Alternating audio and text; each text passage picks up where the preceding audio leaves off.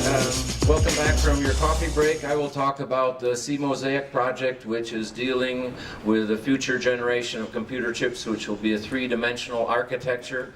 This means that the layers of the chip will be stacked on top of each other, and in such a situation, the cooling inside of these layers is very important. So the project team is shown here. So we have expertises from micro-manufacturing, micro heat transfer, hydrophilic surfaces, microelectronics modeling, and also we have an industrial partner who is interacting with most of the team members from IBM Zurich Research Laboratory. So it's starting to get noticed also that this problem of power consumption, for example, even CNN noticed that among all the other things. And as they quoted, about 10% increase in energy electricity to drive all the servers which are driving the internet. So this is a significant amount, and about 2% of all electricity, for example, in the United States, is used simply to drive the internet. So that's a significant amount of energy. What does a 3D chip look like? Well, on the left you see a 2D type of architecture where you're connecting everything in one plane. So you have a lot of interconnects that are very long, so that makes a slow speed and also a lot of heat that's generated in all the connecting wires.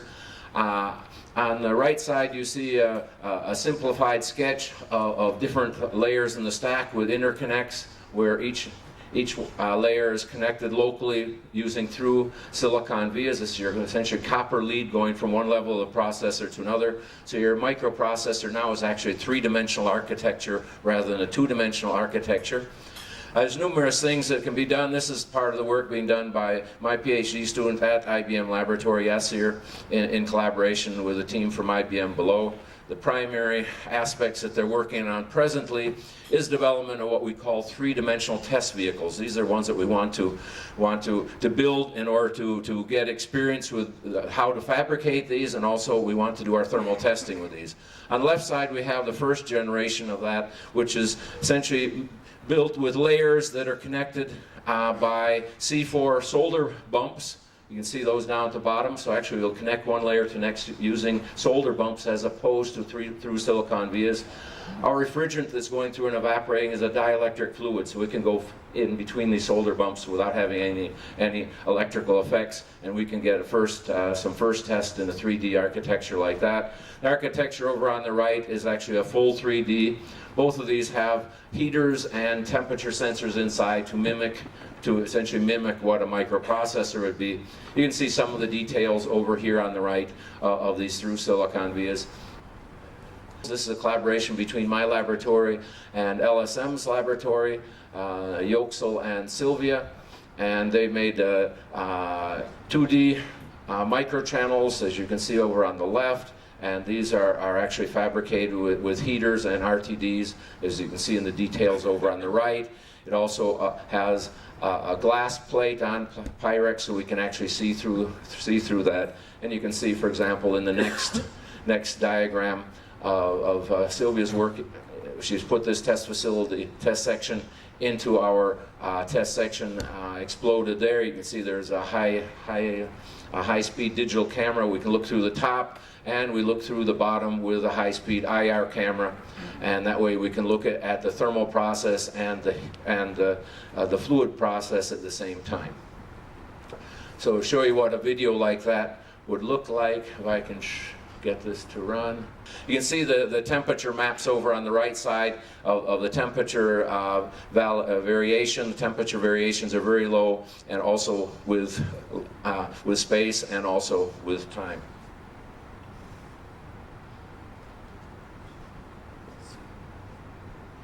Okay, now how are we going to model what goes on inside of such channels? Well, in two-phase, we're modeling it using a new type of technique that is applied here. It's an arbitrary Lagrangian Eulerlian technique.